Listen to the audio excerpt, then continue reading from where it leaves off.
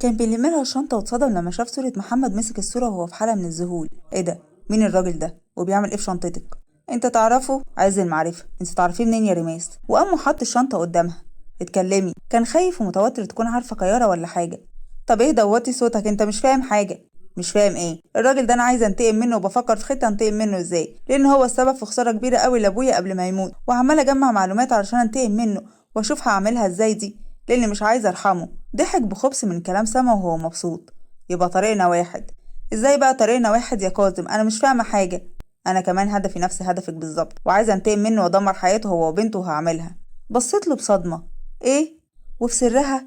يبقى الموضوع مش موضوع ياخد منها فلوس بس، الموضوع اكبر من كده، وده اللي كنت شاكه فيه. انت كمان عايز تنتقم منه؟ معقوله؟ طب ليه؟ وايه السبب اللي يخليك تعمل كده؟ موضوع قديم قوي ومش قادر انساه. هو كمان دمر حياتي زمان انا وبابا، وعايزه انتقم منه على كل حاجه عملها. تتصدم. عمل ايه فيك وفي ابوك يا ترى؟ خد نفس طويل بحزن. زمان ابويا كان نفس دفعته، وهو كمان كان من الشرطه. نعم، ابوك من الشرطه؟ ايوه، وكان هما الاتنين قدام بعض ونفس الدفعه، وابويا كان شاطر وراجل شريف، وطبعا ما عجبش محمد فقرر ان هو يبعد ابويا عن طريقه. كانت مصدومه من اللي بتسمعه. كمل. قرر يلبسه قضية رشوة إنه بياخد رشوة من العصابات وبيساعد العصابات، وكذا تهمة خلت أبويا في الحبس لحد دلوقتي. اتفضحنا أنا وأمي وسط الناس ومحدش رحمنا.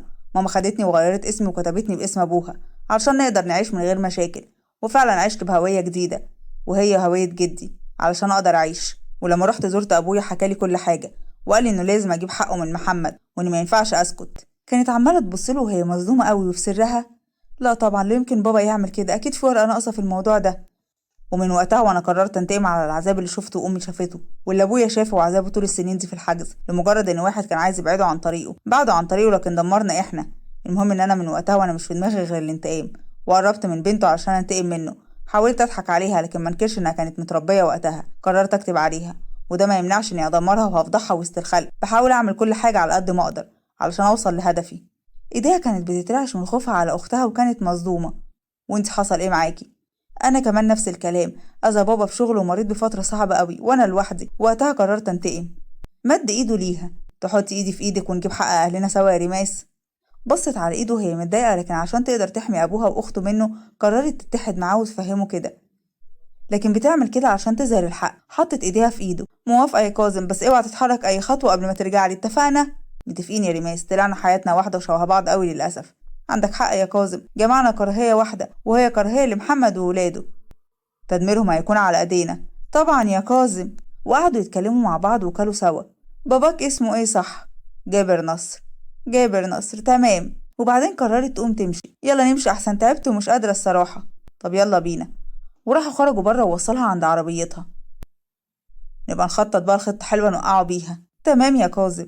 ركبت العربية وهو ركب عربيته وكانت ماشية وهي عمالة تفكر. معقولة بابا يعمل كده؟ لا طبعا، لا يمكن يعمل كده. بابا عمره ما أذى حد، والكل بيشهد بأخلاقه في الشغل وقد إيه هو كان ضابط شريف وبيحارب دايما الفساد. لا يمكن هو يخطط لحاجة زي دي، استحالة. رجعت الفيلا ودخلت على جوه وقربت منهم وهي مصدومة لسه. كل ده يا سما؟ بقيت تروحي فين كتير كده؟ بصت لأبوها قوي. سما مالك؟ ماليش يا بابا. كنتي فين يا سما؟ وبصت لكيارة. مشوار يا حبيبتي. حرية تستغرب من أختها لكن كانت عارفة إن سما كانت مع كاظم. طيب هطلع أغير هدومي واجي. طيب يا سما، وتعالي اقعدي معانا، حرية عملت حلويات حلوة قوي. طيب يا بابا. وطلعت وحرية قامت. هطلع أشوف معاذ خلص ولا لأ. ماشي حرية. وطلعت حرية لسما ودخلت. سما في إيه؟ وجريت على حضن أختها. اكتشفت حاجة مش عارفة صح ولا لأ، أنا مصدومة قوي بس أكيد لأ. لا يمكن بابا يعمل كده. مش فاهمة قصدك إيه؟ حكيت لها كل اللي عرفته من كاظم. لا طبعا، بابا عمره ما يأذي حد بالشكل ده، احنا عارفينه كويس، بس في حاجة غلط في الموضوع. أنا كمان بقول كده إن في حاجة غلط في الموضوع. عندك حق. المهم لازم نعرف الحقيقة ولازم تتابع الزفت اللي اسمه كاظم ده، لا يأذي كيارة. حاضر يا حورية. غيري واحنا هنعرف كل حاجة. بس الأكيد يا سما إن بابا لا يمكن يعمل كده. عندك حق. وخرجت حورية ودخلت لمعاذ، وأول ما دخلت لقيته شدها في حضنه. حريتي. يا مجنوني. قلب مجنونك وحشاني قوي، وانت كمان وحشتني قوي. وراح بسها بكل حب. ينفع كده؟ هو ايه؟ خناقة عقلي وقلبي عليكي بالشكل ده بيقول بحبك وده بيقول دايب في هواكي. ضحكت وقرصته من خدوده. منك انت يا حبيب قلبي وايامي. يلا علشان ننزل تحت. لا انت وحشاني. معاذ يلا، الكل مستني تحت. حاضر. ونزلوا على تحت، وسما غيرت ونزلت تحت، وقرروا يخرجوا يقعدوا في الجنينة بره. وفعلا خرجوا قعدوا في الجنينة مع بعض، وكنان كان عاجبه الجو قوي، وكانوا عمالين يضحكوا ويهزروا طول الليل. وبعدين بدأوا يدخلوا علشان يناموا، لكن فضلت حورية واقفة تشم هوا وتبص للسما. قرب منها معاذ وحط عليها جاكيت. شكرا يا حبيبي. مالك محتارة ليه؟ أصل في حاجة كده سما بتعملها وأنا معاها خطوة بخطوة. حاجة إيه؟ حكيت له كل حاجة من أول ما بدأوا في موضوع كاظم لحد دلوقتي واللي عرفوه بخصوص أبو كاظم. لا إيه الهبل ده؟ اللي هو محمد دايما مع الحق وعمره ما يأذي، ودايما بيحارب الباطل وعمره ما بيغير من حد. بالعكس، لما حد بيكون ناجح بيشجع فيه أكتر وأكتر، وعمره ما كان كده. أنا وسما بنقول كده، بس إحنا خايفين على كيارة وبابا منه. حماية لازم يعرف كل حاجة يا حورية، ويعرف موضوع الولد دوت عشان يقدر هو يتصرف. مش عارفة، سما عايزة دليل علشان تقدر تقول لهم. هو كده كده هيصدق كلام سما، لأن هو بيثق في سما قوي.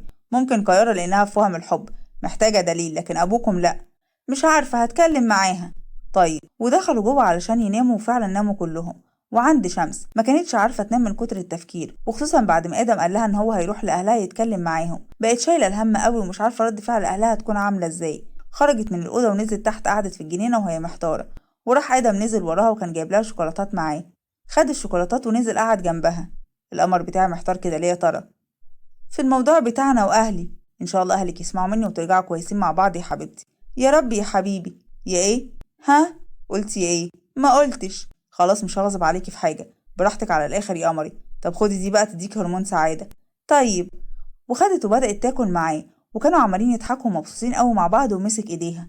من ساعة ما قلتي إنك موافقة وأنا أسعد واحد في الدنيا كلها يا حبيبتي. حقيقي كنت خايف قوي أخسرك، أنت ما تعرفيش أنت عندي إيه وإزاي بقيت مهمة قوي عندي. فرحت من كلامه وضحكت ومسكت في إيده. وأنت كلامك ده فرحني، أنا بس كنت خايفة أظلمك. اظلميني، أنا موافق وراضي على ظلمي يكون منك أنت يا حبيبتي.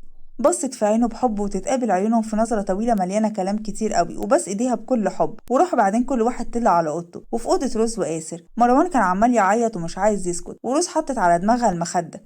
مش قادرة، تعبت من الصبح على الحال ده، مش عايز يسكت. فتح آسر عينه وبس دماغها. نام يا حبيبتي، انا صحيت وهكون جنبه. وراح قام خد مروان من على سريره وكان رايح جاي بيه في الأوضة. وراحت فتحت النور وبصت عليهم بكل حب. فتحت النور ليه يا حبيبتي؟ نام انتي، شكلكم حلو قوي مع بعض، عايزة أشبع من النظر إليكم.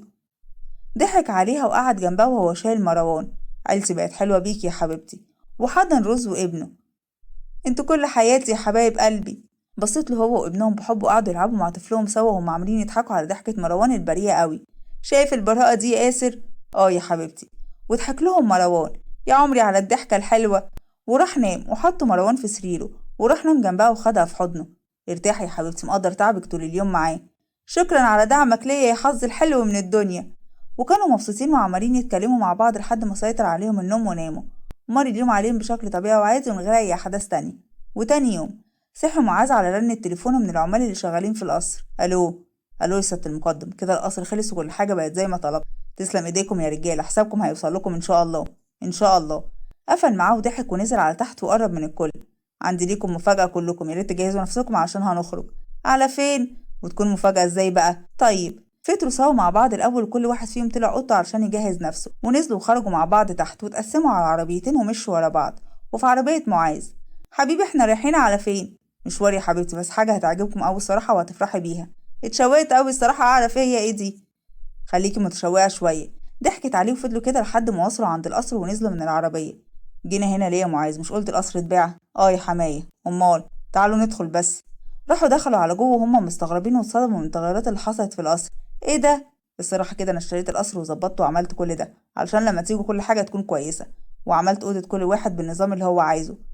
لما كنا هنا كل واحدة من البنات اختارت أوضة، وكانوا بيقولوا هيعملوا ويسووا ايه. عملت لكل واحد أوضته زي ما هو عايز، وعلشان تكون مفاجأة ليكم كلكم. فرحوا قوي من اللي عمله معاذ. ليه كده يا ابني؟ شلت كله لوحدك ليه؟ اعتبره دي هدية مني لبنتك حورية، ده مهر حورية. وبعدين ده مش بتاع شخص بعينه، ده بتاعنا كلنا. وكمان جهزت أوضة لكنان زي ما بيحب. دايما باباك كان بيتكلم عنك، وعرفت من شخصيتك انت بتحب ايه وعملته. شكرا يا معاذ. على ايه يا كنان؟ والبنات حضنوا بعض بفرحة. المهم يلا ابدأوا لموا حاجاتكم عشان خاطر ننقل ان شاء الله. طيب. وفرحوا قوي وقعدوا يتفرجوا على القصر وهم مبسوطين قوي وبيضحكوا. ورجعوا على الفيلا، ومعاذ كلم اهله وقال لهم يبداوا يلموا حاجتهم علشان ينقلوا على القصر. والبنات كانوا متحمسين قوي وبداوا يلموا كل حاجه تخصهم وهم مبسوطين. ونروح عند صقر ونبض.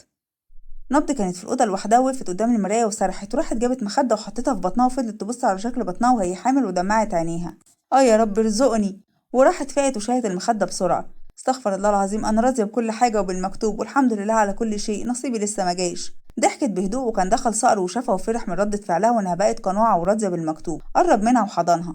علشان رضيتي بالمكتوب ربنا هيعوض عليكي يا حبيبتي. ان شاء الله يا حبيبي، بكره هتكوني احلى ام في الدنيا كلها. ان شاء الله يا حبيبي. وبس دماغها بكل حب. انا بحبك قوي يا نبضي، وانا بحبك قوي يا صقر. خدها في حضنه وطمنها بكل حب وهو مبسوط قوي. والبنات كانوا مشغولين في ان هم يلموا حاجتهم، وكانت كيارة عمالة تلم كل حاجة وهي مبسوطة قوي وبتضحك. وقربت سما. ايه كل الحاجات دي وايه كل حاجات السكين كير دي؟ اه منك انتي. ما انت عارفة ان انا بخاف على بشرتي قوي ازاي، ودايما بحافظ عليها واعمل لها السكين كير دايما. ماشي يا ستي، خدي راحتك على الاخر. ضحكت عليها وكانوا عمالين يتكلموا مع بعض وهم مبسوطين. وساعدتها سما. انت عندك مول وانا معرفش؟ اشمعنى بقى؟ هدومك كأنك فاتحة مول يا ست كيارة. ده لسه في تاني عند ماما. يا خبر، ربنا يعينك على حاجتك. ضحكت وراحت سما كملت. وحورية ومعاذ راحوا على الفيلا عند اهل معاذ علشان خاطر يلموا حاجاتهم اللي هناك. طلعت بتكدب علينا يا ابي علشان افرحكم وتكون مفاجأة يا قلب ابي. مفاجأة حلوة. وفعلا جهزوا كل حاجة وهم مبسوطين قوي ان هم كلهم خلاص هيعيشوا مع بعض. وبعد يومين كانوا نقلوا كل حاجة على القصر وراحوا لكل القصر اهل معاذ ومحمد بعياله. ورز والبنات اللي في القصر كلهم قرروا يروحوا يساعدوا حورية وسما والبنات، وكانوا كلهم عمالين يعملوا مع بعض. وكمان دليدة عملت لهم اكل في القصر وجابت لهم الاكل. تعالوا ريحوا وكلوا. وقعدوا كلهم فعلا مع بعض وبدأوا ياكلوا مع بعض مع ضحك وهزار ونكش البنات لبعض. وكمان اول مرة كان يشوف لمار وكان عمال يساعدها في كل حاجة. انت بقى اخت معاذ الصغيرة؟ اه انا لمار. وانا كنان اخو سما وحورية. اهلا بيك يا كنان. وفعلا جهزوا كل حاجة في القصر وقعدوا في القصر وهما مبسوطين. وادم قرر يروح لاهل شمس وجهز نفسه ادم. وراح فعلا ادم لاهل شمس وقف قدام باب بيتها وخبط.